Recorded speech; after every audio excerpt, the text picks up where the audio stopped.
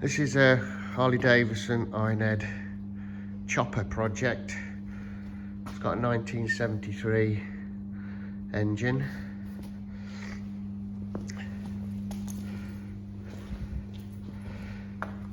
We've had it running, but we haven't got a key, so just have to bypass it for now.